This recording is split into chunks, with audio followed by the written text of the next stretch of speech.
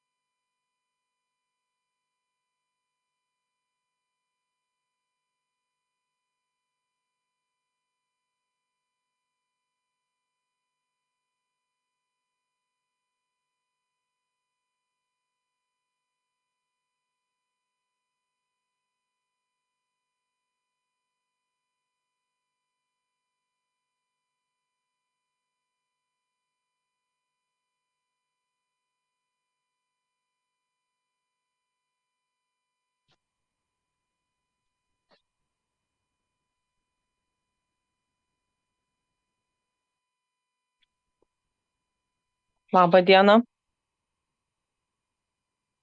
Tai nieko negirdžiu.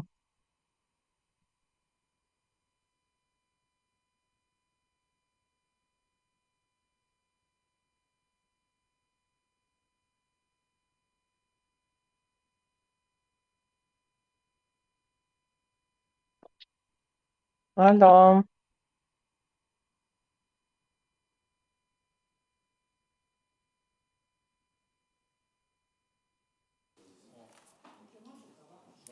Gerai. Gerai, tai sveiki susirinkę jungtinį 2 komitetų posėdį. Posėdį dalyvauja 8 komitetų nariai gyvai, 1 nuotoliu, 1 turbūt vėluoja, ar ne? Ar kaip čia, pirmininkė? Tikriausiai. Tai darbotvarkėje 27 klausimai. Ar būtų siūlymų darbotvarkėje? Yra? Prašom.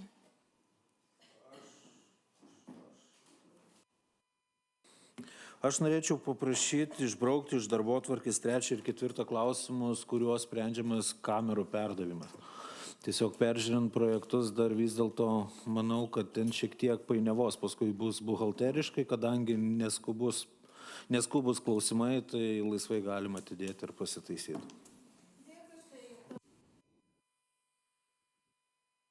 Dar vienas toksai, tik atėjusi posėdį, mano mokyklos direktorė prašė klausimą. Supratom, tai kuomet ji pati atvyks, tai tada ir ankstysim, nes dabar nėra. Ką tik buvo, aš dairausi.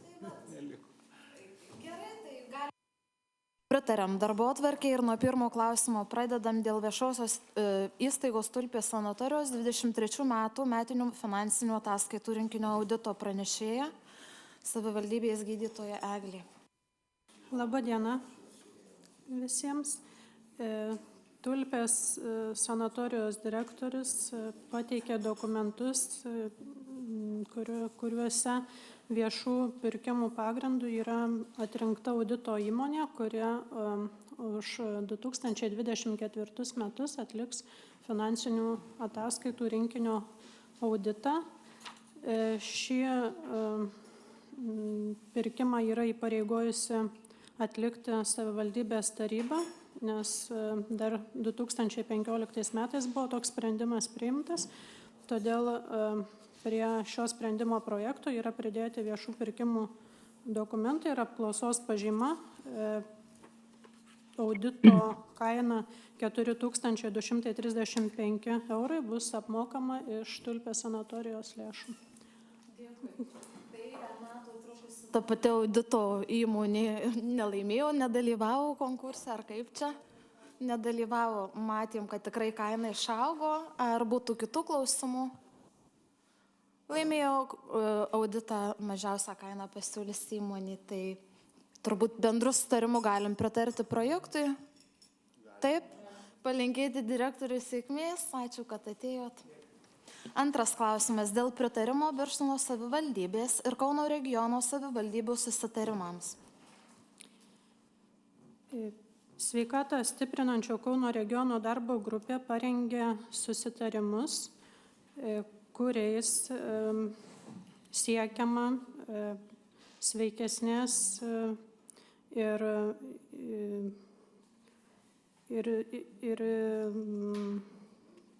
sveikesnės visuomenės ir tie susitarimai parengti yra 4.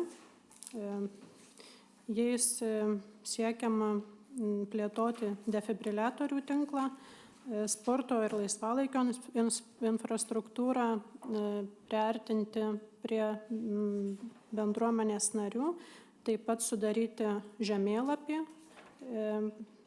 regione, kuriuo galėtų naudotis visi regiono gyventojai, atvykti į savivaldybių nurodytas vietas ir naudotis suteikiamą infrastruktūrą. Taip pat vienas iš susitarimų yra švediško stalo aptarnavimo principas diegiamas ugdymo įstaigose. Tai šis susitarimas būtų vykdomas tiek, kiek galima būtų užtikrinti ugdymo įstaigose esančią infrastruktūrą, priartinti kiek galima prie švediško stalo principo, nebūtinai užtikrinti 100%, bet bent dalį maitinimo suteikti švediško stalo principu, kad galėtų vaikai pasirinkti maistą, kuris jiems yra tinkamas ir priimtinas. Dar vienas susitarimas yra sveikos mitybos ugdymo ir sveikatai palankaus valgiaraščio integracija. Šis susitarimas taipogi būtų visose ugdymo įstaigose vykdomas ir parengtais valgiaraščiais, kurie rengiami Kauno rajono visuomenės sveikatos biure, galėtų naudoti tuos valgiaraščius galėtų naudoti visos regiono ugdymo įstaigos. Gal klausimų būtų? Visi susitarimai yra pridėti prie šio sprendimo projekto.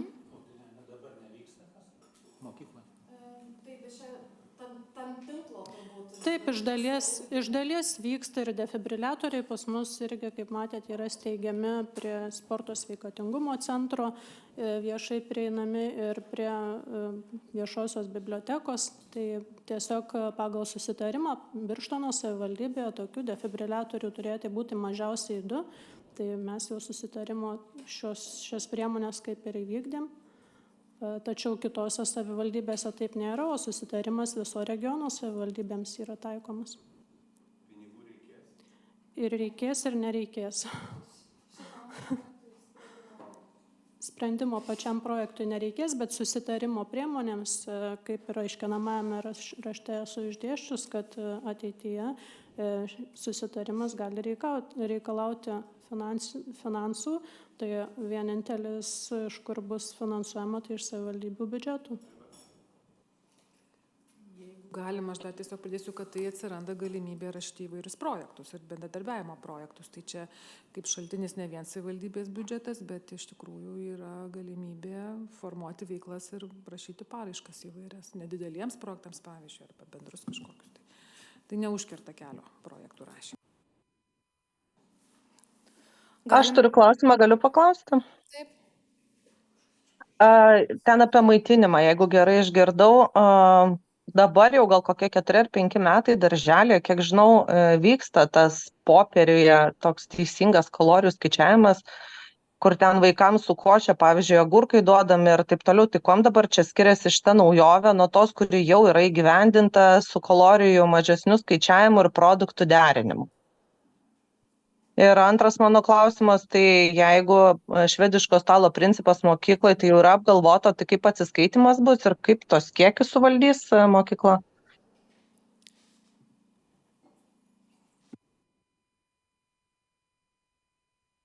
Klausimą, tai šiais susitarimais siekiama suvienodinti viską regione tarp savivaldybių.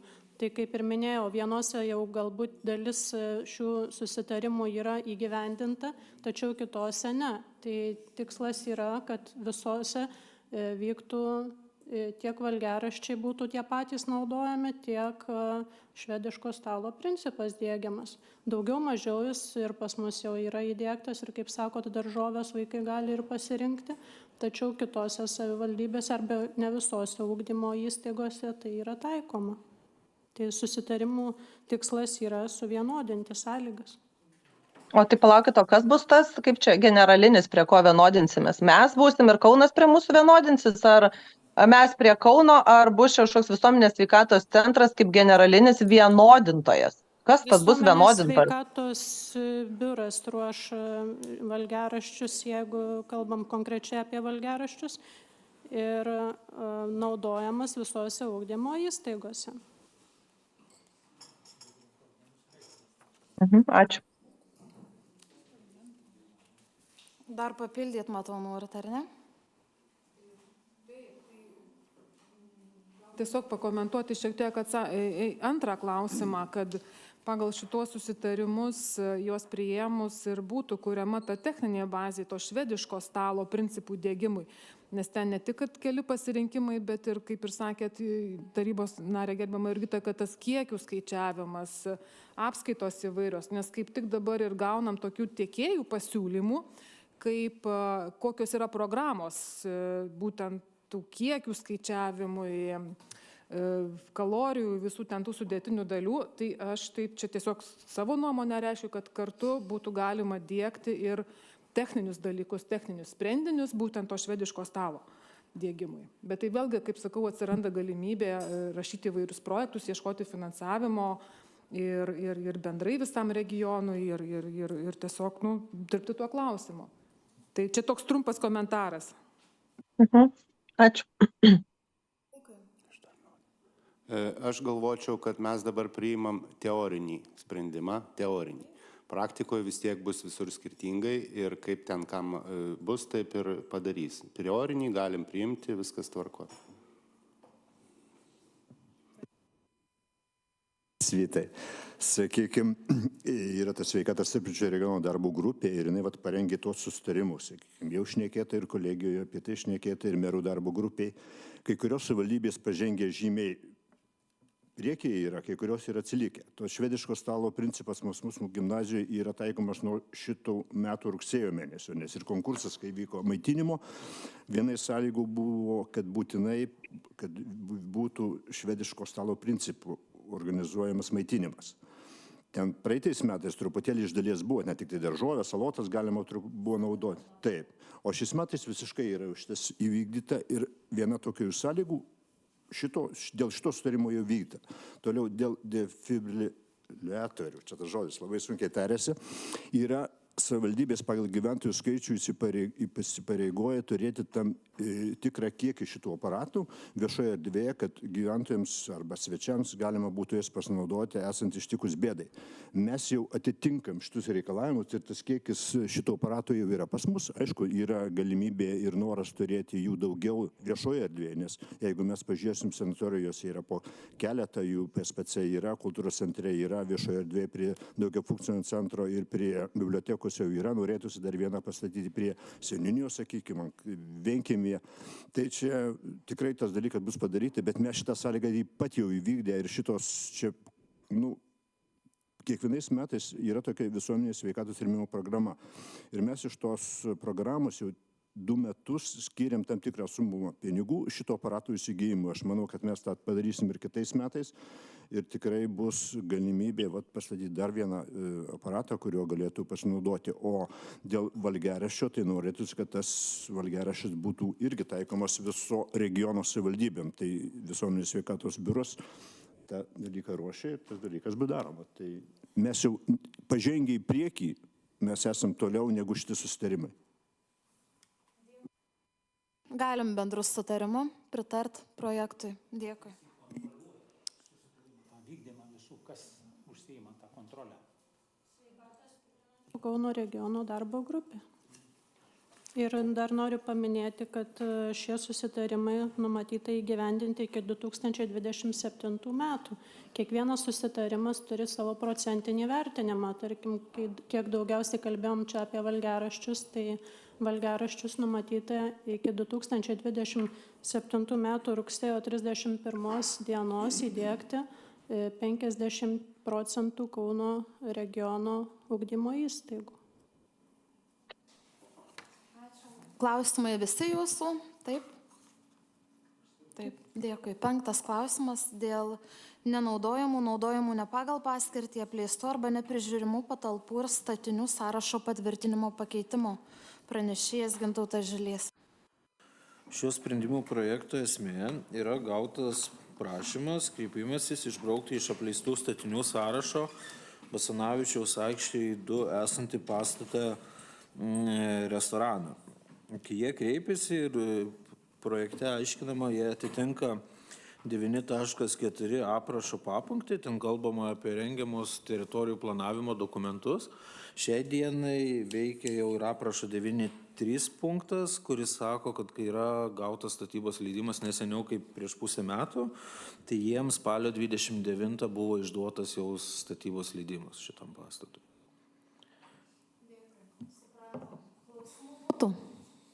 Vytautas. Noriu paklausti, o ten tas pastatas valstybiniai žemėje ar žemė išpirkta yra? Ten yra valstybinė žemė ir mokamas padidintas nuomos mokestis. Ja. O rekonstrukcijos projektas jisai buvo kur pristatytas šičia savivaldybė ir kas ten bus ateityje? Pristatymo viešinimo procedūra turėjo būti, tikrai stendas turėjo būti vietoj, pats, kadangi tiesiogiai nedalyvau, nepasakysiu, bet viešinimo procedūra bet kokiu atveju yra privaloma, kas ten bus daroma. Ten vaikščiodamas tai niekada nemačiau nei jokio, kaip sakyti, tos nuotraukos stendo ir kas per pastatas tenai bus, kokios paskirties. Ir tai yra susiję, ir tada kitas klausimas, nuo 22 metų berods kovo 1 dienos yra įvestas mokestis, jeigu tu statai valstybės nuomojamoje žemėje pastatą ir didesnį, net naują arba rekonstruojant didesnį negu seną, tai nuo patalpų ploto skirtumo reikia savivaldybei sumokėti ten pakankamai didelį mokestį. Tai prieš gaunant šitą, prieš išduodant leidimą, įdomu, ar tie pinigai buvo sumokėti ar ne. Apie šitą aš esu girdėjęs iš architekto, kad jie valstybiniai žemėje padidinti turi sumokėti mokestį, taip pat jie moka ir infrastruktūros mokestį savivaldybės renkama už padidėjusi plotą. Tai tas perskaičiavimas tikrai buvo paskaičiavimas pagal projektą. Čia yra 2 atskiri mokesčiai - infrastruktūros ir už teisę statyti valstybinėje žemėje. Taip, susidvejinu nuo 22, kurių ten metų. Tai va, nes... Tai čia visi tie mokesčiai buvo sumokėti? Bent jau infrastruktūros įmoka, tai tikrai, nes jie privalo būti sumokėti teikiant į infostatybą jau dokumentus. Tai yra privalomas pateikti dokumentas apmokėjimo kvitas su infrastruktūros mokesčio. Dėl kito aš nepakomentuosiu. Nes su jais iš esmės situacija yra tokia. Nuomos mokestis yra mokamus už praėjusius metus, ar ne? Kadangi jie nespėjo susitvarkyti dokumentų iki lapkričio 1, tai už 24 metus jie jau mokės kaip ir padidinta. Ir girdėjos baimių, kad o kas jeigu nieko nedarys, ar ne? Tai tarkim, iki 25 metų mes rugpjūtį maždaug rugsėjį vykdom patikrinimus, tai jeigu matysim, kad nieks nepajudėjo, tada teoriškai vėl bus galima tarybos sprendimu įtraukti sąrašą ir kadangi tai vyks greičiausiai iki lapkričio 1, už 25 lygiai taip pat jie turės sumokėti padidintą tą mokestį. Ačiū.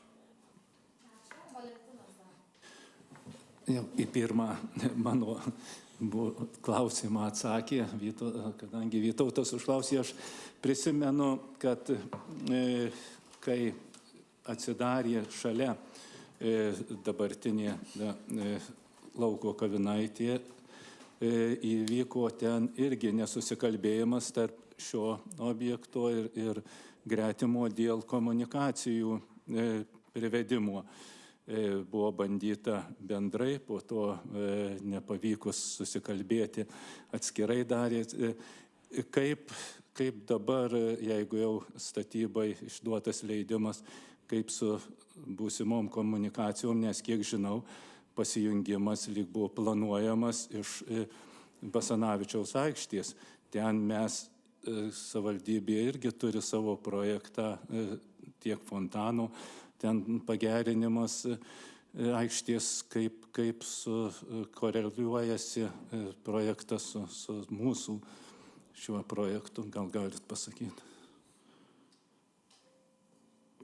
Projektų tiek detaliai nesinagrinėjau, galėčiau tarybos posėdžiui pasitikslint.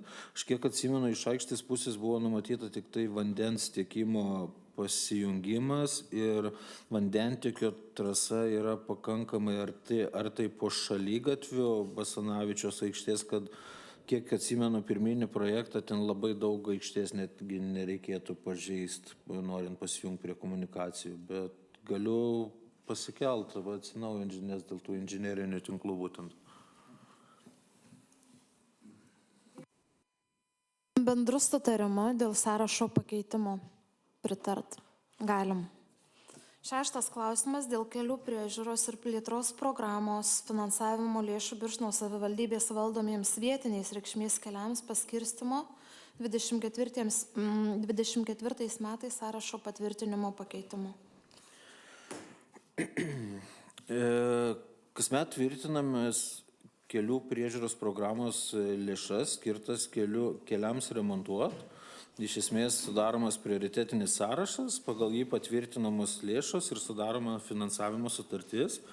Ir dažniausiai antrą kartą metų gale grįžtame, kai jau įvykė visos pirkimo procedūros, tai žinom konkrečias jau projektų kainas, tiesiog tos lėšos yra perskirstomas tarp objektų, kad kuo mažiau nepanaudotų lėšų liktų, ar kad nereikėtų gražinti lėšų, ar ne. Tai yra pridėti lyginamieji variantai. Šiuo atveju čia yra pirmasis sąrašas, tai yra pagal kelių ilgį gaunamas lėšas.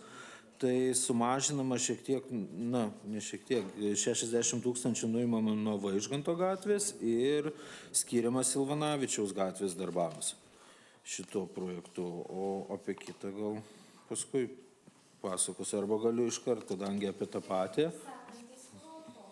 Jo, sekantis kurortą, tai ten irgi tarp pačių objektų perskirstama, iš tikrųjų matydami, kad su Vaižganto gatve neįsisavins tiek lėšų, kiek buvo skirta, pastumėm į priekį Silvanavičiaus gatvę.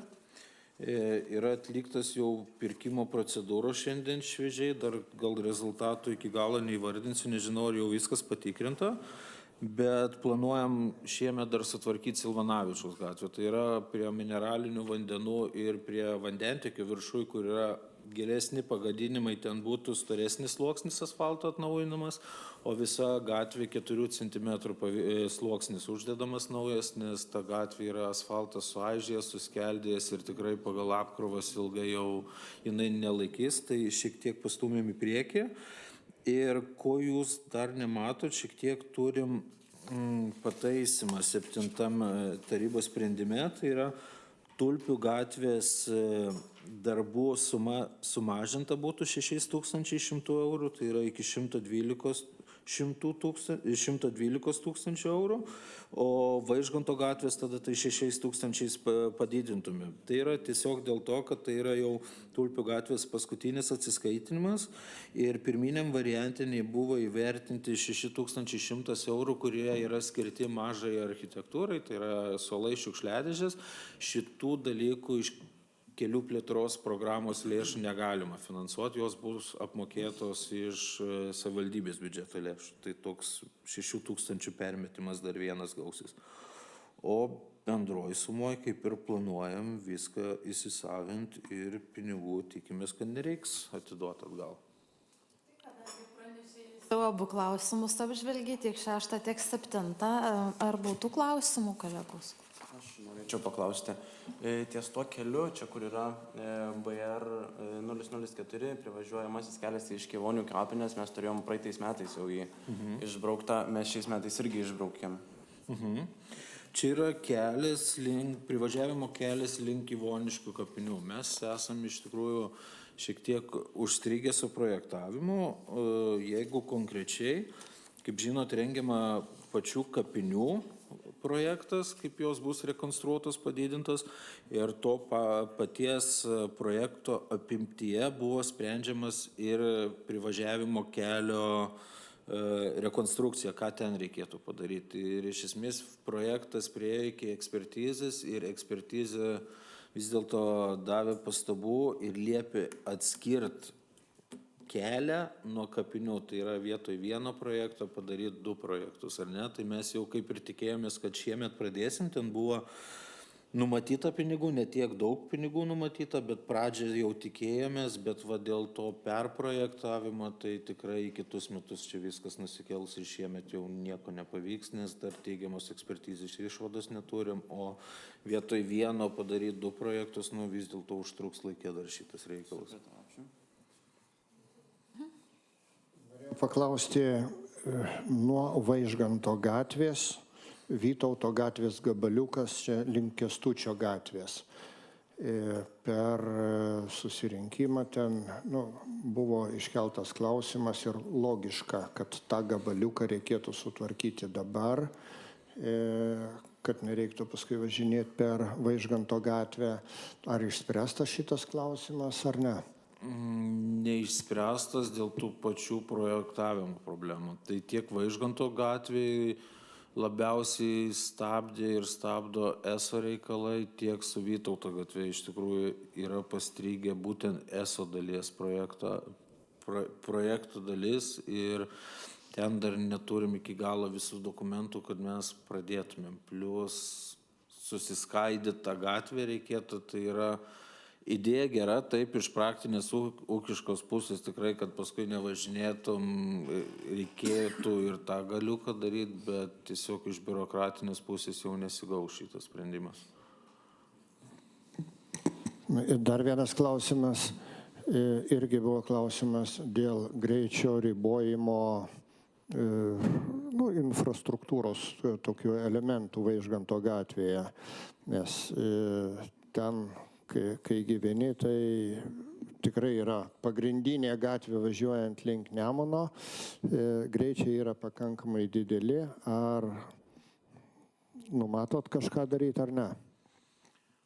Šitam projekto etape mes nėra numatyta keisti, tai turėtų būti ateityje gyvenamoji zona, bet šitie visi dalykai, tos inžinerinės greičio mažinimo priemonės, jos ir paskui pakankamai lengvai saugaus eismo komisijos sprendimais gali būti įvestas. Tai tiek papildomi ženklai, tiek kažkokios, kaip Tulpių gatvėje buvo pradžiai, kaip gėlinės numatytos eismo stabdymai ir panašiai. Tai nebūtina, kitaip sakant, su statybinė dalim susieto. Ar nebent jūs kažkokias rimtesnės priemonės turite omeny? Kurios nieko nekainuoja.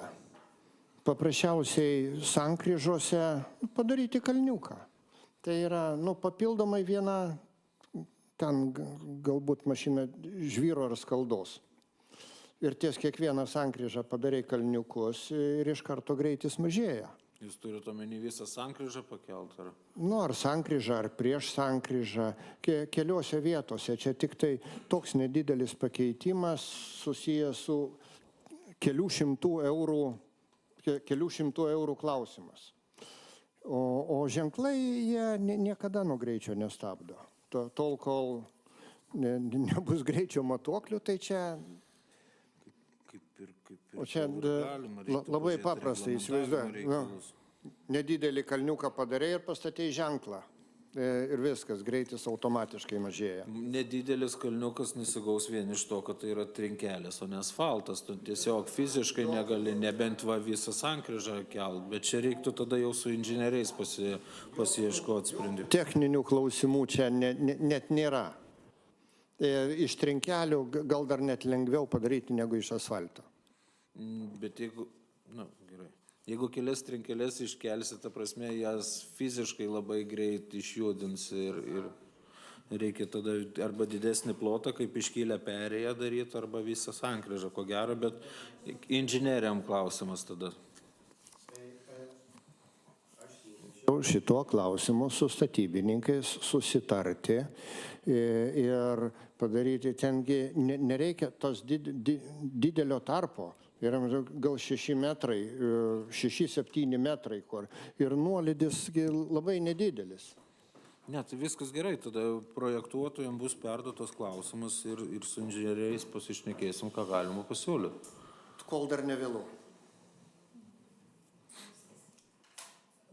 Klausti, ne vieną kartą esu šnekėjęs apie Nemajūnuose bažnyčios gatvės ten tos gulinčius policininkus, bet ten vis šnekam, kad ten yra ne mūsų kelias, bet apšvietimas, sakykime, ar ne? Ar ten įmanoma ir jau mūsų lėšom, tarkim, ar ne, ar kažkaip tai nukreiptas lėšas, kad pagerinti tos atkarpos per gyvenvietę einantį apšvietimą. Bet jūs, kai klausėt, aš paskui važiuodama žiūrėjau, ten ant stulpų yra įrengtas apšvietimas, aš tik niekada neteko naktį važiuoti. Bet patys šviestuvai yra, už tai nežinau situacijos. Arba bent, aš nežinau, ten ar reikia pakeisti kažką, net ten tiesiog patikrinti esamą būklę ir pagerinti, nes ten, kur į kapinės eina, ne iki bažnyčios, tai ten kaip ir viskas yra gerai, bet kaip, jo, ten naujai, o čia, kur į gyvenvietę, Siponių link, sakykime, tai... Jo, į dešinę nusukat ir jau prasideda tamsa. Trauk diskusijas, ačiū už pasiūlymus, teiktus tai 6 ir 7 sprendimo projektam bendrų sutarimų. Galim pritarti? Galim. 8 klausimas. Dėl vietinės rinkliavos užleidimo prekiauti Birštono savivaldybės viešosiose vietose išdavimą nuostatų patvirtinimo ir kai kurių tarybos sprendimų pripažinimo netekusiais galios pakeitimų. Šios tarybos sprendimo projektu iš tikrųjų keistume minėto tarybos sprendimo abu priedus, tai gal aš pradėsiu nuo antro galo, nes taip trumpiau tiesiog. Dėl mieste vykstančios mugės mes buvome įsitraukę rinkliavą, kad jeigu nori prisijungti prie centralizuotai, tai yra iš generatoriaus teikiamas elektros tinklo, rinkdavom 30 eurų rinkliavą už tą prisijungimą, ar ne? Ir vis dėlto gavom pastabas, kad toks elektros tiekimo ar elektros prisijungimo suteikimas netelpa į rinkliavų įstatymą, ar ne? Nes rinkliavom yra atskiras įstatymas ir atskiri apibrėžimai. Tai tiesiog šiuo pakeitimu išbrauktume tos 30 eurų. Ir kol kas strateguojam, dėliojamės, kad miesto tvarkymo tarnyba už įvairias paslaugas turi savo įkainius. Tai galbūt ateityje tiesiog šiam vasarai pasiruošim, kad tiesiog pas juos atsiras tas įkainis ir tuos pinigus jie ir susirinks, ar ne? Ir tada tuos generatorių priežiūra ir viskas kaip ir atitektų komunalininkam ir nereikėtų savivaldybės administracijai dėl to darbuotis. Dabar pirma dalis, tai yra įkainio pakeitimas. Tai yra teikiant paslaugas, anksčiau mūsų lentelėje buvo numatyti įkainiai už prekybos vietą. matydami labai skirtingus poreikius, ypač su viešuoju maitinimu, kai tau gali nuo kelių kvadratų iki kelių šimtų kvadratų būti, siūlom diferencijuoti ir keisti įkainius į 1 kvadratinio metro įkainį, ne? Ir tada pagal prašymę nurodytą suderintą vietą ir plotą atitinkamai būtų ir suskaičiuojama rinkliava.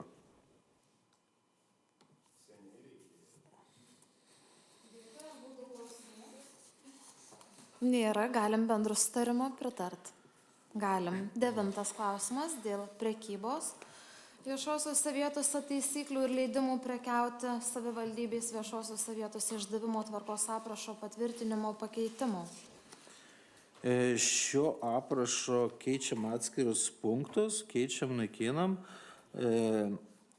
Vien, nežinau, ar kiekvieną įvardinti, tiesiog iš praktikos kelis metus taip dėl pavienių punktų neėjom ir nekeitėm tvarkos, tiesiog konspektavomės ir prisikaupė nemažas sąrašas atskirų punktų, kuriuos reikėtų pasikoreguoti.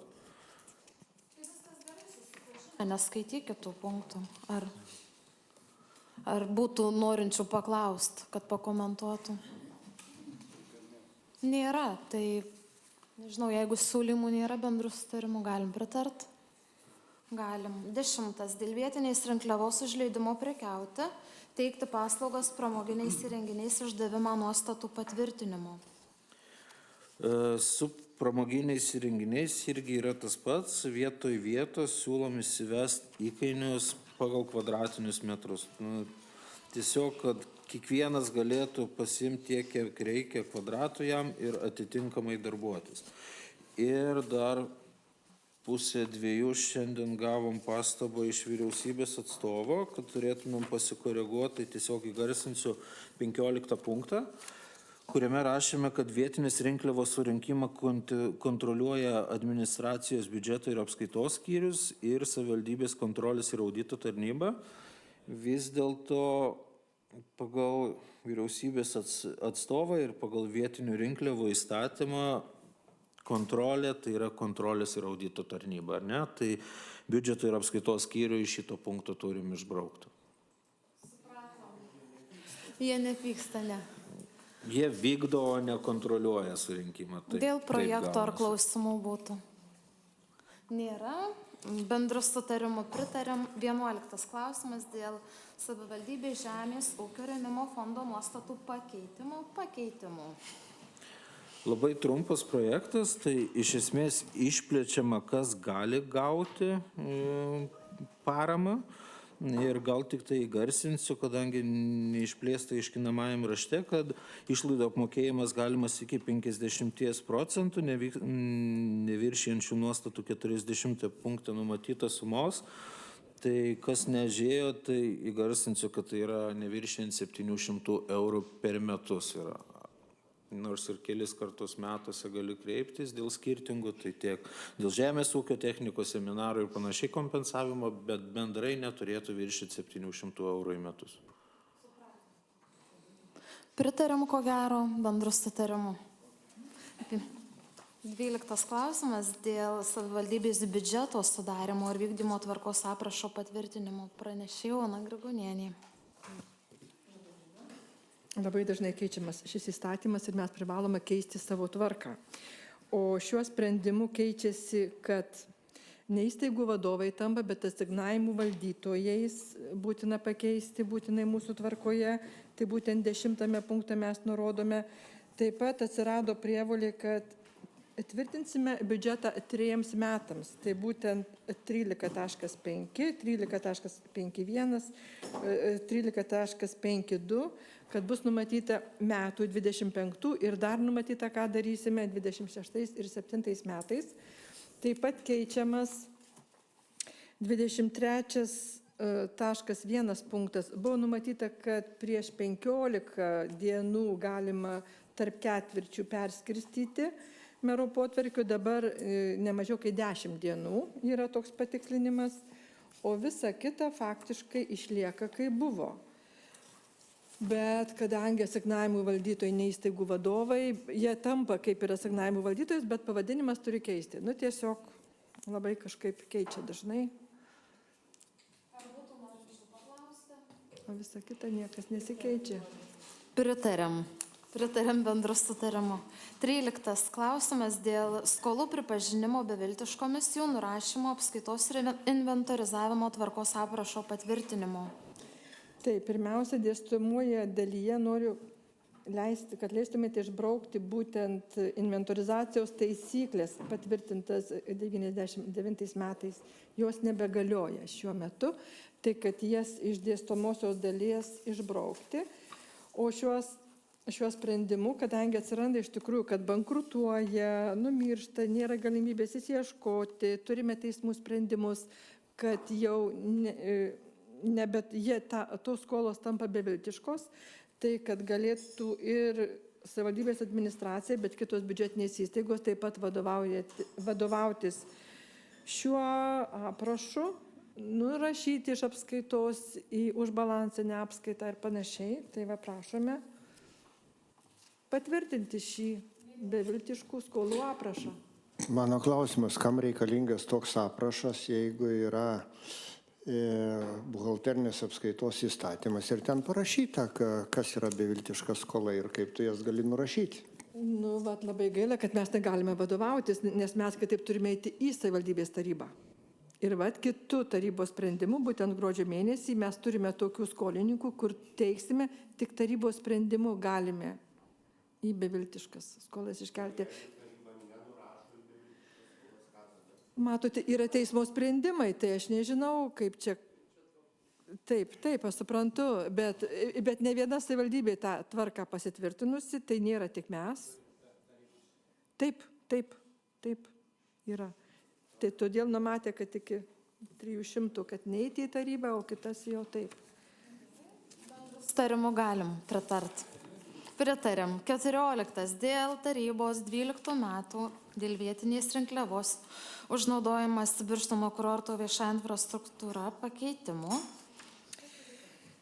Taip, labai atsiprašau, man labai metai bėga. Šiaip turėtų 3 punktas būti, kad šis sprendimas įsigalioja nuo 25 sausio 1, aš sprendimo projektą parašysiu nuo 24, tai labai atsiprašau. O atsirado šios sprendimas pakeitimas, todėl, kad norime pakeisti mes, įsivesti rinkliavą ir seniūnijos teritorijoje, kuri būtų 1 euras suteikta nakvynę. Tai būtent 13.2. Taip pat pakeisti, kad nereikėtų skaidyti nuo 1 iki 7, toliau nuo 7 ir daugiau, tai iš tikrųjų nuo 8 ir daugiau. Tai kai buvo 1 euras, tai sakyčiau, tai yra našta ir nakvynės paslaugas teikiančioms įstaigoms ir kitos savivaldybės įsteigia, tai būtent 2 eurai liktų, tik 2, arba seniūnijos teritorijoje būtų 1 euras. Taip pat dar įrašyti vieną punktą, kurio nebuvau įrašusi, tiesiog vietinės rinkliavos mokėtojas per mokestinį laikotarpį nesuteikęs apgyvendinimo paslaugų privalo teikti vietinės rinkliavos deklaraciją, nurodydamas nakvynių skaičių 0. Nes iš tikrųjų mes kiekvieną mokėtoją teikiame statistikai ataskaitas už kiekvieną mėnesį atskirai. Tai galbūt jis pamiršo, ar jisai, kadangi jis pateiks 0, tai bus aišku, kad nieko nesuteikė, o galbūt jis pamiršo pateikti. Ir dabar su kontrolieriais pastebėjimais prašo jinai užbraukti 33 punktą. Tai yra vietinės rinkliavos mokėtojas privalo sudaryti sąlygas savivaldybės kontrolės ir audito tarnybai atlikti vietinės rinkliavos apskaičiavimo patikrinimą vietoje arba pagal pareikalavimą pateikti visus duomenys reikalingus vietinės rinkliavos apskaitai ir kontroliai vykdyti. Šitą prašo išbraukti. Tiesiog, kad pritarti, kadangi eiti į vietą, kitą įstaigą tikrinti nėra taip mūsų savivaldybės kontrolieriai, ne. Ir 34 buvusį punktą išbraukti savivaldybės kontrolės ir audito tarnybai. Nustatyti ankstesnius mokestinius laikotarpius gali žmogus, bet kad būtent nenustato audito ir kontrolės tarnyba.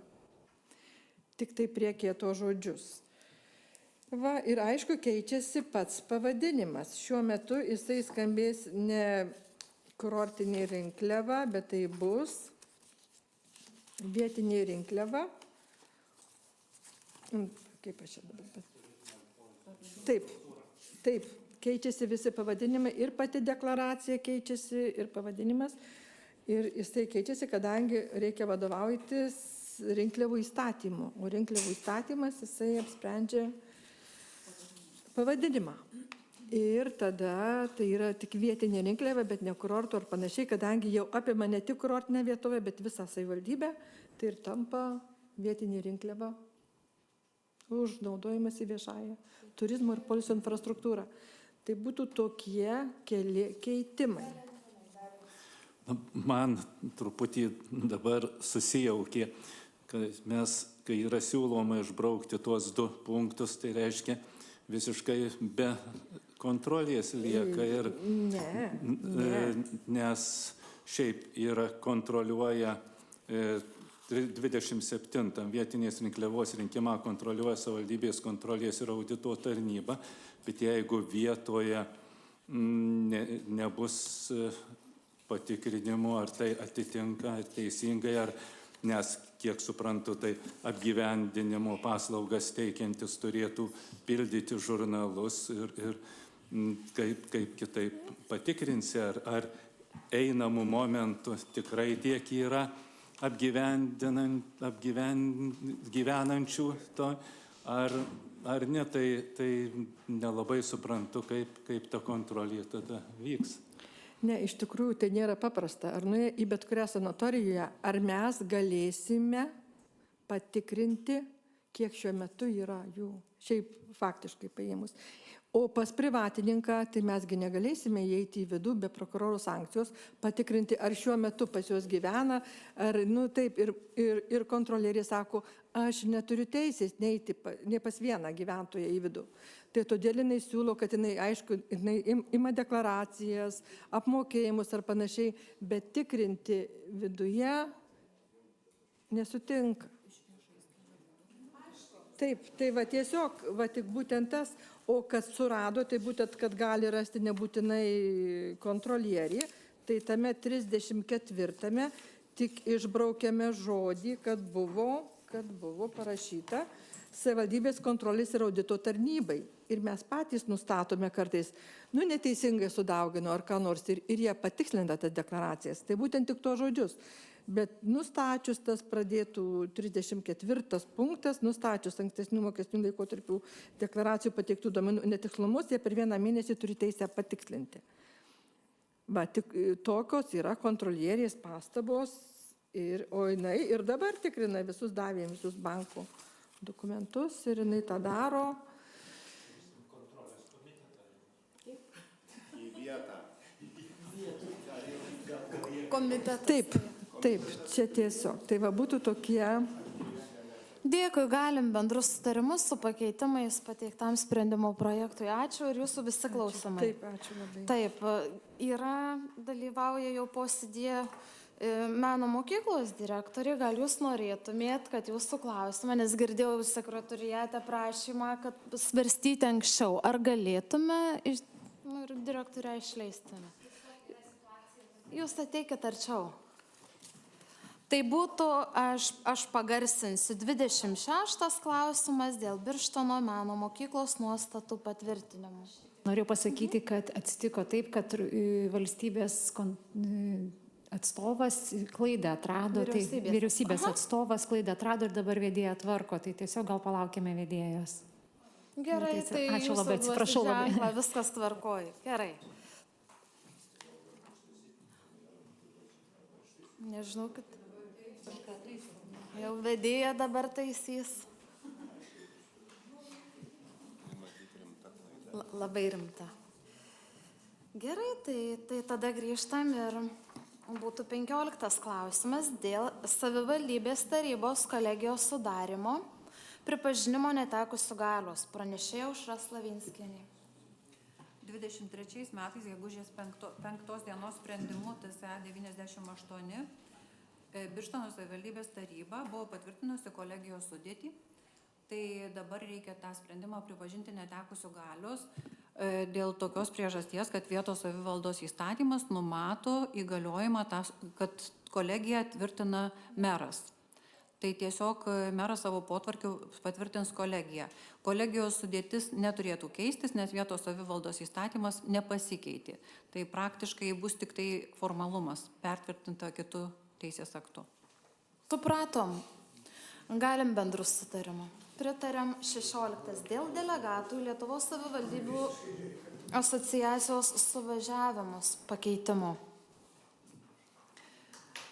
Taip, taryba buvo delegavusi 24 metų gegužės 5 dienos sprendimu TSE 100 delegatus į Lietuvos savivaldybių asociacijos suvažiavimus. Tai pirmų punktų buvo patvirtinta merės Nijolės Dirginčienės kandidatūra, antrų punktų buvo deleguota Dovilė Domonytė.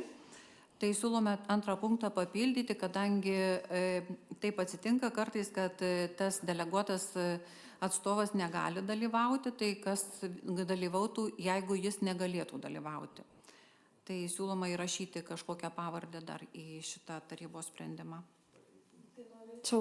Norėčiau pasiūlyti, socialdemokratų frakcija siūlytų Jono Pačėso kandidatūrą. Ar būtų kitų pasiūlymų? Nėra. Ar pritartumėt, ar reiktų balsuoti? Tai taryboje gal atsiras dar daugiau pasiūlymų. Ačiū. 17 dėl spaudos leidinių prenumeravimo tiems metams neįgaliesiems pensinio amžiaus sulaukusiems asmenims pranešėja Milda Ramanauskienė. Taip, šiuo tarybos sprendimo projektu prašome leisti užprenumeruoti 25 metams, bet iš karto jau sakau su pakeitimais, nes pateikus paruošus tarybos sprendimo projektą, dar kartą buvo peržiūrėti sąrašai ir skyriaus biudžetas, tai tiesiog prašom leisti užprenumeruoti iš viso 300 egzempliorių, tai 285 laikraščio Gyvenimas priedo Birštono Versmės egzempliorius ir 15 laikraščio Naujasis Gėlupis priedo prie Vytauto kalno egzempliorius. Tai pamažinom skaičius, tai iš tikrųjų pamažinus tuos skaičius gaunasi ženkliai mažesnė ir suma, kuri būtų skirta šių laikraščių prenumeratai, tai iš viso 300 egzempliorių kainuotų 9851 euras 40 centų. Tai prieš tai tarybos sprendimo projekte pateikta suma sumažėtų 1801 eurų 80 centų. Tai tiesiog prašom pritarti šitam tarybos sprendimo projektui su pakeitimais, kuriuos pristačiau. Norinčiau paklausti. Nėra? Galim bendrų sutarimų pritart? Galim. Tai pritarim. 18. Dėl paramos būstų įsigyti ar išsinuomoti Birštono savivaldybėje tvarkos aprašo patvirtinimo 7, 48 ir 50 punktų pakeitimo. Šiuo tarybos sprendimo projektu prašome pakeisti minėtus tvarkos aprašo punktus, nes pasikeitus paramos būstų įsigyti ir išsinuomoti įstatymui, jų pakeitimas yra būtinas. Tai 7 punkte keičiasi tai, kad nuoma ir išperkamoji nuoma negali būti daroma iš savivaldybei išnuomo priklausančių būstų, jeigu asmenys juos išsinuomoja, arba jeigu išsinuomoja iš artimų asmenų. O sekantys punktai keičiasi tai, kad prieš tai būsioje tvarkoje ūkio turto ir kaimo plėtros skyriuje atlikus paskaičiavimus dėl būstų nuomos, taryba tvirtindavo tik tai koeficientus, o direktoriaus įsakymu buvo tvirtinami ir paskaičiuojami pati būstų nuomos kaina. Tai šiais pakeitimais ūkio ir turto kaimo plėtros skyriui parengus tarybos sprendimą, tarybas tvirtina būstų nuomos kainas. Tiesiog grįžtame prie tos tvarkos, kuri buvo daug anksčiau. Taryba tvirtina būstų nuomos kainas. Nėra. Bendrų sutarimų galim. Pritarėm bendrų sutarimų. Ačiū, visi jūsų klausimai. Taip. 19 klausimas dėl valstybinės žemės sklypo esančio muziejaus gatvėje 2 Birštono mieste dalių nustatymo. Pranešėja Vilma Aleknavičienė. Tai laba diena, galbūt tarybos nariams prieš pristatant sprendimą norėčiau šiokios tokios informacijos pateikti. nuo lapkričio 1 dienos įsigaliojus naujai žemės įstatymo redakcijai susijusiai su valstybinės žemės patikėtinio veiksmais, turėsim tam tikrų pakeitimų. Tai svarstant sprendimus dėl žemės sklypo nuomos, pirmiausia, juos turėsime apsvarstyti komitetuose, tada teikti nacionaliniai žemės tarnybai išvadai gauti ir tik po to eiti į tarybą. Tai ką šiandien apsvarstysim, tai turim 5 sprendimų projektus, kuriuos galėsime teikti tik tais gruodžio mėnesio tarybai. Šiai dienai dar vyksta diskusijos dėl šito proceso, bet institucija teikianti išvadą pareiškia, kad tokia turėtų būti šio įstatymo įgyvendinimo tvarka. Tai sunku su jais pasiginčyti, nes išvados mums reikės, tai procesas bus toksai. Aš tik noriu pasakyti, kad įstatymas tai to mūsų neįpareigoja. Bet čia tiesiog NŽT bandė supaprastinti tvarką, kad nereikėtų paskui naikinti sutarčių jau sudarytų ir vėl viską pradėti procedūrą iš naujo. Tai kol kas bandom taip, o paskui, manau, bus ir reglamentuota tie mūsų procedūriniai klausimai. Jo, savivaldybių asociacija nuo visų savivaldybių kreipėsi į nacionalinę žemės tarnybą dėl šito proceso pakeitimo. Tai šiandien gavom naują jų paaiškinimą, kad vis dėlto, kadangi jie tikrina sandorį, tai yra nuomos sutarties projektą, o tarybos sprendime yra nustatomi argumentai nuomos termino nustatymo, dalių nustatymo ir visa kita, todėl jie nori matyti tarybos sprendimų projektus jau apsvarstytus komitetuose ir tik tada vertinti sandorio atitikti teisės aktams. Tai šiuo metu toks vyksta, toks dar trintis. Komitetai mūsų savivaldybė yra 3. Jeigu 2 pritarė, 1 ne, tai kaip ta NŽT elgesi? Ar komitetas nusprendžia eiti į tarybą, nepriima sprendimo komitete? Kaip tada? Negaliu atsakyti. Tobulas vėl sprendimas. Nes įstatyme parašyta, kad prieš tarybai priimant sprendimą išnuomoti ar neišnuomoti žemės sklypą turi būti gauta patikėtinio to tikrintojo išvada. Tai yra taip, tai jie nusprendė, ką mes turim pateikti, kad išvadai gauti. Komitetuose būna, kad komitetas nepritarė, bendrų sutarimų nepriima sprendimo ir nutarė eiti į tarybą ir taryboje priimti sprendimą. Jeigu 2 komitetai taip nusprendžia ir tada koks komiteto išvada jūs teiksite, kokią, ką parasit? Tai ir nebus teikiama, tai galbūt kažką derinsim ir tikrinsim ir darysim kitaip. Kol kas nebuvo, bet gali taip visko būti, tai dabar tarp savivaldybių ir yra, ta prasme, diskusija, kokius dokumentus pateikti ir ką mes turim pateikti, kad tikrai apsvarstyta komitetuose.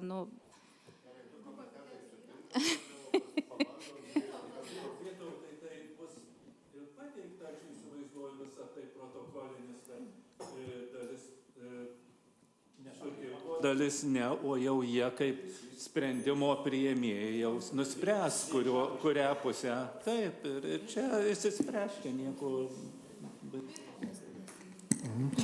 Mano klausimas yra, kam reikalingas šitas sprendimas, jeigu, kaip jūs sakot, kad neužilgo galbūt bus naujas išaiškinimas ir bus tiksliau.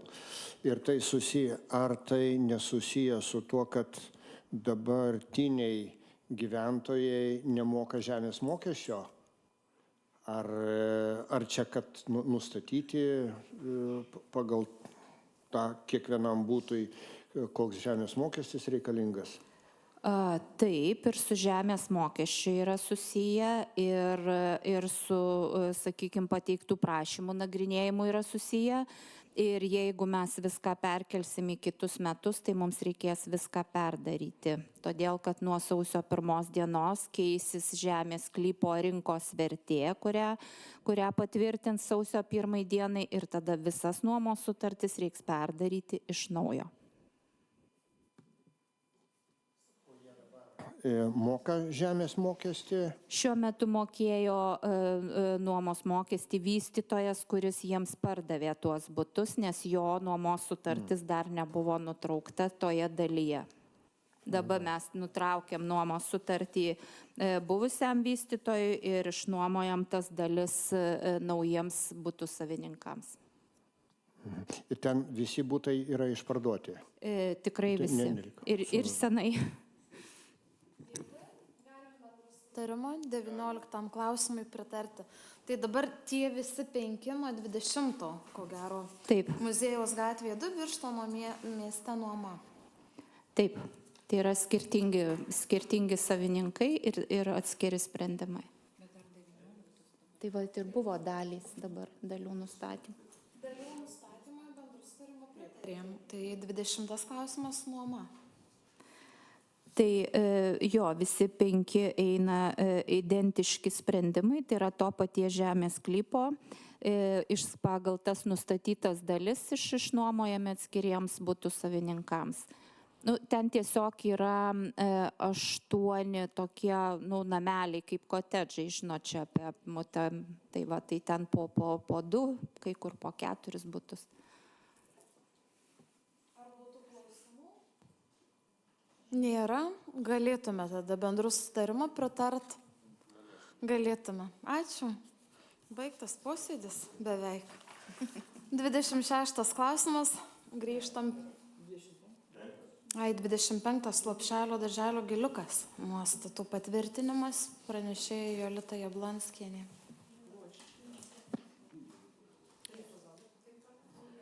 Tai praleidžiant būtų meno mokykla Jolita Jablonskienė ir 27 dėl leidimo buveinės adresą nurodyti.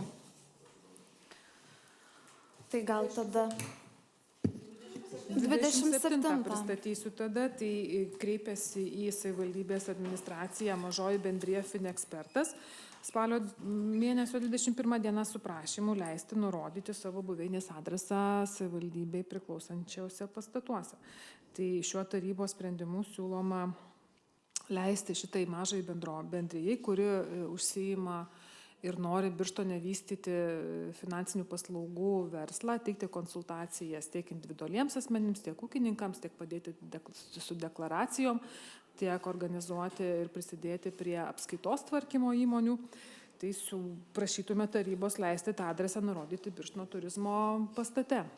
TICO vadovė sutinka ir iš tikrųjų tai yra ir Spiečiaus rekomendacija, nes akcentavo, kad būtent į Birštoną nori perkelti veiklą iš Kauno rajono, pakankamai stipri įmonė ir taip plėsti paslaugų spektrą. Kažkokius tai mokėti.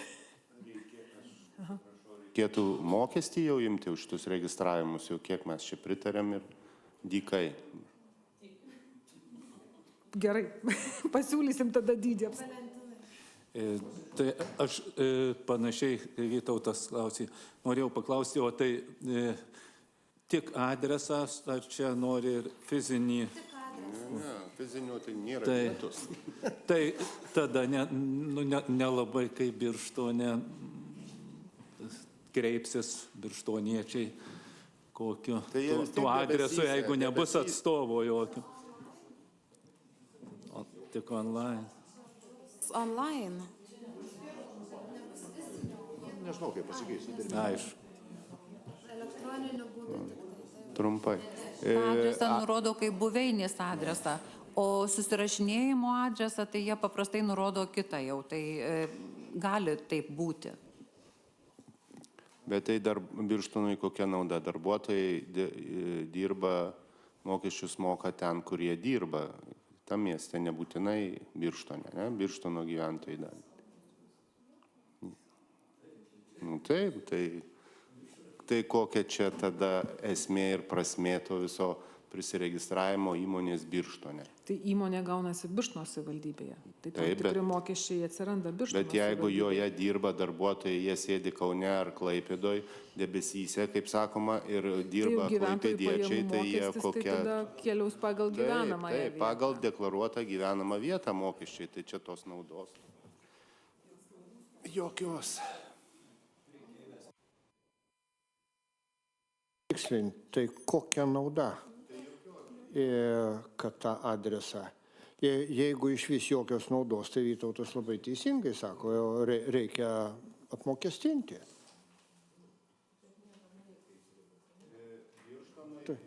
Birštoniečiams yra didelis pliusas gyventojų pajamų mokestis. Pagrindinė, reiškia, biudžeto surinkimo dalis. Jeigu dirba, kad ir Birštone įregistruoto įmoniai arba Kaune įregistruoto birštonietis, jo dalis ateina į Birštoną. Čia tų mes įmonių galim priregistruoti ir 1000, jeigu jose dirbs klaipėdiečiai ar tadžikai, ar ten Birštonų jokios naudos nebus. Tai va toks yra realybė, o mes čia galim registruoti, neregistruoti, kaip čia norim. Aš noriu dar irgi paklausti, galima, aplamai kokia yra verslo logika registruoti savivaldybei? Ir kaip teisininkė gal gali pakomentuoti, jeigu įmonė po to uždaroma arba bankrutuoja, arba turi teisinių kokių nors problemų. Tai savivaldybė pradeda eiti tie visi laiškai ir jūs, kaip pasakyti, jūs neturit šansų surasti įmonės ir ją į tuos visus pranešimus įteikinėti. Tai kokia aplamai logika įmonės adresą perkelti į miesto savivaldybę? Kuom grindžiamas pats prašymas verslininkų, norint adresą padaryti savivaldybės? Čia klausit manęs. Nežinau, aš Čia klausiu ir Jovitos. verslo logikos tikrai nežinau, negaliu pasakyti, nes aš tų sprendimų nepriiminėjau, o kreipiasi asmuo, jeigu yra rengiamas tarybos sprendimo projektas, ir tai vadovai leidžia, vadinasi, taip galima. Tai asmuo neturi namų, reiškiasi, nes galima savo namuose deklaruoti įmonę.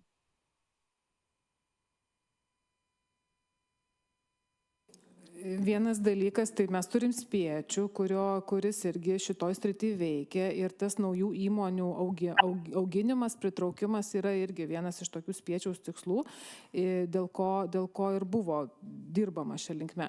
Kitas dalykas, tai paslaugų spektras tada atsiranda. Taip, manyčiau, kad žmonėms atsiranda galimybės ieškoti šito verslo ir paslaugų vietoje, o nesiblaškyti po pasaulį ir kitas savivaldybės. Kitas dalykas, tai yra tam tikras, sakyčiau, reklamos galbūt elementas, tas pagalbos, ten konsultacijos įvairios. O aišku, ten kas kur dirba, kas kur sėdi fiziškai, tai nelabai gal mes čia patikrinsim, bet ir ar turim teisę galbūt kažkokią ten reikalauti, kad jūs fiziškai būkit čia, o ne kitur. Tai čia kalbam apie tas įmonės, kurios nori naujai galbūt atsirasti, bet nepaslaptis, kad ir veikiančių įmonių ir dabar Birštone yra, kurių ieškom, beldžiamės į duris ir neprisibeldžiam, ir grįžta laiškai ir tų mokesčių neįmanoma iš jų susigaudyti. Tai čia tiesiog verslo logika tokia, kas sąžiningai dirba, tai sąžiningai dirba. Bet ar tai nebus precedentas ir masiškai pradės prašyti, kad jau pradėjau verslininkus registruoti, tai ir aš noriu, ir kaip, ar neatsisakiau. Yra, tai čia tų prašymų jų nėra masiškai, tai yra kaip ir pagalba tokia naujoms, jaunoms, besikūrenčioms įmonėms. Kita vertus, turbūt reikia suprasti, kad tas verslas šiais laikais darosi kitoks. Tai nesėdi kabinetuose ir nekuria siuvyklų ir gamyklų, o viskas vis tiek yra toj elektroninėje erdvėje, tuose debesyse, bet to fizinio adreso turbūt reikia verslui. Bet jūs man vis tiek, žinokit, neįrodysit. Aš nelabai suprantu, čia juk tik deklaruota verslo vieta. Jūs patys sakot, kad visi sėdi kažkur, tai kažkas tą verslą sugalvoja, pavyzdžiui, aš. Tai aš arba pas mamą bute, jeigu neturiu savo, galiu deklaruoti tą vietą, į kurią plaukia korespondencija. Čia juk esmė yra, plaukia korespondencija ir VMI reikia užregistruoti kažkokį adresą. Tai koks čia dabar verslas, kuriam savivaldybei reikia, kad plauktų laiškai? Toksai, ta prasme, čia mes tokį užsukam, aš nesuprantu visiškai, kam tai daryti savivaldybei. Jeigu tai ką žmogus bendrauja, iš vis niekur negyvena. Nuomotam visada bute ir jam reikia tada vietos, į kur jis parodo, kad plauks korespondencija. Nes jisgi verslo čia nedarys tai savivaldybė. Tai kokį mes čia tą skatinam verslumą? Kurioje čia vietoje tas verslumo skatinimas? Net, kad Spiečiui čia tarsi mes kaip ir pagelbėjom, čia Spiečiui dalyvaujant įmonę, ne kažkokia įsiregistravo. Tai iš ko tas Spiečius gyvena? Gal tada galime tarybos posėdžių, gal galim pasiruošti skaičius tada, kiek tų įmonių yra registruota, kokia tada nauda iš jų ir kiek tų mokesčių buvo ir bus tada paprasčiau diskutuoti. Bet aš savo nuomonę dar norėčiau ir papildyti. Aš siūlyčiau nepritarti šitam sprendimui. Čia lygiai tas pats, kaip darbuotojas kažkur keičia darbo vietą. Tai normalus darbdavys paklausia, kodėl tu išėjai iš senos darbovietės. Dabar išgirdau čia, kad buvo registruota Kauno rajone šita įmonė, taip? Ir jinai... Ja. Tai klausimas, kodėl jie išeina iš Kauno rajono? Ar ten kažką yra prisidirbę?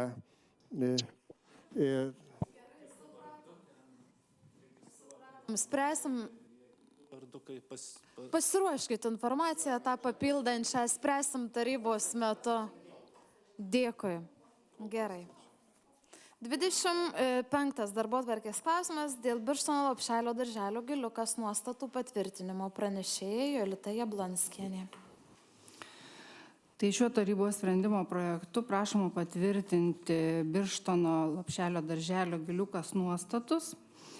Pagrindinė priežastis, dėl ko tai yra daroma, dėl to, kad keitėsi švietimo įstatymo 59 ir 60 straipsnio nuostatos. Tai yra, reikia įrašyti tokią nuostatą, kad mokyklos direktorius gali būti nušalinamas, tiksliau atšaukiamas iš pareigų, atsiprašau. Ir taip pat yra patikslintos ir apibrėžtos mokinių tarybos, mokytojų tarybos bei tėvų tarybos savokos. Kaip jau minima aiškinamajame rašte, tai Giliukas tokios tėvų tarybos steigti neplanuoja, todėl kad neformaliojo švietimo įstaigoms tai nėra privaloma, o bendrojo ugdymo įstaigoms yra privaloma tokią savivaldos instituciją turėti. Taip pat norim dabar truputį dar patikslinti kai kuriuos punktus, tai yra 30, būtent susijusius su mokyklos savivaldos institucijom. Tai yra 37 punkte vietoje žodžio visi mokytojai, reikia įrašyti rinkimais išrinkti mokytojai. Bandėme mes čia truputėlį įrodinėti, kad visi mokytojai dalyvauja mokytojų taryboje, tačiau pasirodo, vis tiek juos reikia išrinkti. Tai kaip ir gausis taip, kad patys mokytojai ir rinks visus mokytojus. Tai va. Ir 32 punkte įstaiga nebuvo nusimačiusi to, kad vietos bendruomenės atstovas turi būti vienas. Tai irgi mokytojų taryboje lieka 5 nariai, tačiau vietoje mokyklos bendruomenės ant deleguoto atstovo bus įrašyta, kad vietos bendruomenės atstovas, kurį deleguoja socialiniai partneriai mokyklos. Tai va toks sakinys. Pavyzdžiui, biblioteka, kultūros centras, muziejus gali būti įvairiausi, netgi ir verslo atstovai, tarkim, gali būti kokia įmonė kaip socialinis partneris. Tai va. Ir 7 punkte irgi kaip iš įstatymo, čia vyriausybės atstovas prašė įrašyti tai, kad vienu žodžiu, grinai kaip yra biudžetinių įstaigų įstatymo 5 straipsnėje, kad mokyklos savininko teisės ir pareigas įgyvendina savivaldybės meras, išskyrus tas biudžetinės įstaigos savininko teisės ir pareigas, kurios yra priskirtos išimtiniai ir paprastai savivaldybės tarybos kompetencijai. Jeigu paprastosios savivaldybės tarybos kompetencijos įgyvendinimo savivaldybės taryba nėra perdavusi savivaldybės merui įstatymų ir kitų teisės aktų nustatyta tvarka. Tai va tokia formuluotė. Paklausimą turiu, gal galit pakomentuoti, kas yra mokinių taryba Giliukiai?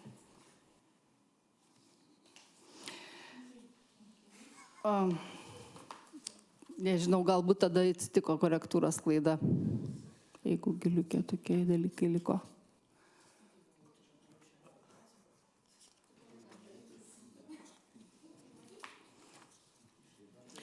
Ar būtų kitų klausimų?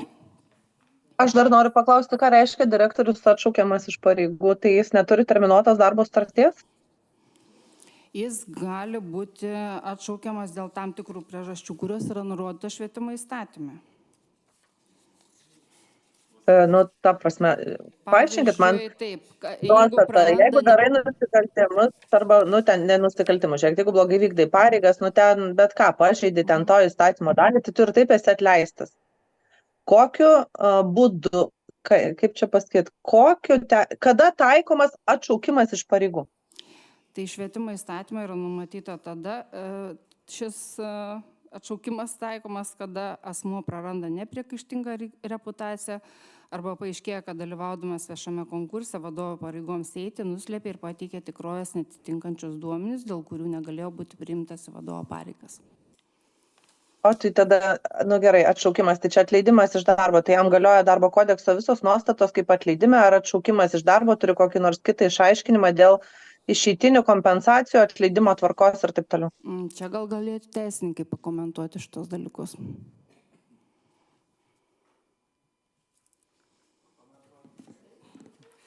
Koks klausimas buvo? Atšaukimo iš darbo savoka pati. Kuo jinai skiriasi nuo atleidimo iš darbo? Nes atleidimas iš darbo yra aiškiai darbo kodekse išaiškintas su visom išeitiniam kompensacijom, išmokėjimais ir taip toliau. Kas yra mokyklos direktoriaus atšaukimas iš pareigų? Koks čia toks statusas? Nu, tai tas pats atleidimas, ar ne? Taip, tai čia švietimo įstaigų įstatymė yra numatyta tas atšaukimas iš pareigų. Ir kol kas tikrai negalėčiau aiškinti, nes turbūt praktinio dar to taikymo nebuvo, bet jeigu logiškai mąstant, tai atšaukiamas dėl kažkokių pažeidimų, tai apie išeitinės turbūt jau nereikėtų čia kalbėtis. Tikrai nemanau, kad būtų mokamos išeitinės išmokos. Seniai, kad niekada nereikia ieškoti logikos valstybės ir vyriausybės sprendimuose. Tai logiškai mes čia nepaaiškinsim. Dėkui. Aš tik tai Jurgitos klausimą norėjau papildyti. Atšaukimas nuo atleidimo, kom skiriasi. Ir jeigu šito negalima paaiškinti, kaip galima tada priimti tokį sprendimą ir už jį balsuoti. Jeigu nėra aišku, už ką balsuoti. Nuostata atsirado švietimo įstaigų įstatyme. Jie yra įstatymo įtvirtinta, mes turim ir ją įsitvirtinti savo nuostatuose. Argi galima įstatymui prieštarauti? Viskas gerai. Dar noriu papildyti, tiesiog kada atsirado šitą nuostatą, ar ne? Iš tikrųjų, aš skambinausi vyriausybės atstovui prieš pat rengiant tarybos sprendimą ir klausiau, ar tai nėra būtent tas pats, tas atšaukimas ir atleidimas. Ar dar būtina tą įstatymo nuostatą, būtent rašyti į nuostatus ir vien dėl to, sakysim, keisti įstaigos nuostatus, man buvo pasakyta, kad taip yra privaloma ir turi tai būti padaryta. Kad tai nėra tas pats, ta prasme. Tai čia klausimas, jeigu švietimo ministerijos dabar svarstom vien tik tai meno mokyklą, o tai ką... Giliuką dabar. Tai o kitoms, o gimnazijai, ten darželiams... Bus keičiama, taip, bus keičiama kitame tarybos posėdyje. Taip. O tai nebuvo paprasčiau tada vieną sprendimo projektą paruošti, kad visose švietimo įstaigose, kuriuom galioja šitas įstatymas, yra įvedama savoka?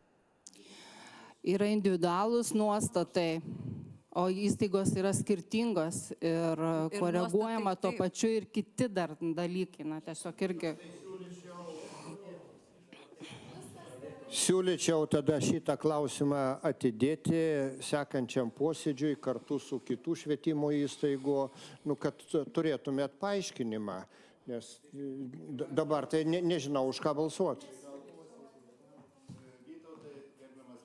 Turėsim paaiškinimo ir kitiem, nes čia yra įstatymas, įstatymą reikia aiškinti ten aukščiau, kad išaiškintų. Dabar valdžia keičiasi, kas jums išaiškins? Niekas. be šansų. Nu tai mes čia lauksim, įstaigos bus nepasikeitę. Kas čia gali išaiškinti?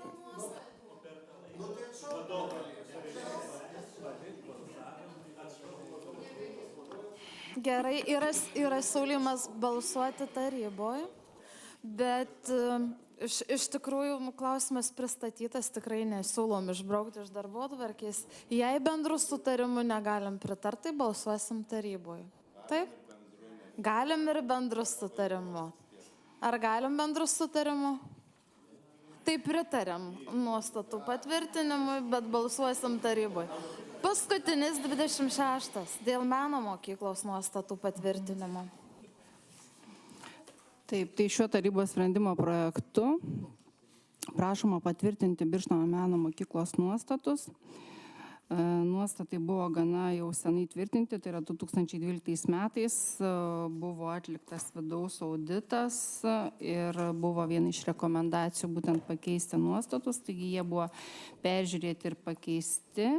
Ir tuo pačiu, kai lygiai tos pačios nuostatos dar atsiranda, apie ką kalbėjau prieš tai, pristatydama prieš tai mokyklos nuostatus. Ir kaip ir minėjau, čia lygiai taip pat 7 punktas analogiškai pakeičiamas, bei prie savivaldos institucijų įrašomas prie mokyklos tarybos vietos bendruomenės atstovas ir kad jis deleguojamas socialinių partnerių. Ir kad mokytojų taryba renkama visų, vienu žodžiu, rinkimais išrinktų mokytojų, o ne visi. Tai va. Klausimų dalyvauja ir direktoriai, gal būtų klausimų. Tai neuždavinėkit tų pačių, neuždavinėkit naujų, prašom. Bet aš norėčiau truputį dar grįžti prie to pasiūlymo. Labai dažnai savo įmonėje tikrai darau tokius dalykus ir žinau, kad teisiškai tai yra įmanoma ir jūs galėtumėte atnešti vieną sprendimo projektą, išvardinę įstaigas, kad jose keičiate nuostatus šitom pozicijom. Bet taryba pritarė ir nereikia jums ruošti čia 7 arba 10 tarybos sprendimų ir eiti į tarybą. Dėl to, kad jūs gaunate pilną valią išreikštą ir nebūtina eiti dėl kiekvieno nuostato, kiekvienoj to pačio punkto, kiekvienoje švietimo įstaigoje. Nu tikrai taip nebūtina daryti. Šiaip meno mokyklos nuostatai yra keičiami daugiau negu šitais punktais, kaip ir minėjau. Aš supratau dabar. Supratau, kad keičiami daugiau, bet šiaip ateityje, jeigu jūs keisite, tada giliuko pakeitė, tada teisit viturėlio, tada teisit mokyklos. Tai jeigu jūs keičiate tik 2 punktus visose švietimo įstaigose, tai jūs tikrai galite paruošti vieną sprendimo projektą. Bet nuostatai yra individualūs ir jie kiekvienas atskirai, kiekvieni nuostatai arba tam tikrų nuostatų pakeitimai yra registruojami atskirai juridinių asmenų registre. Tai jūs registruokite atskirai, tai viskas gerai, o prie ko čia tarybos atskiri sprendimai?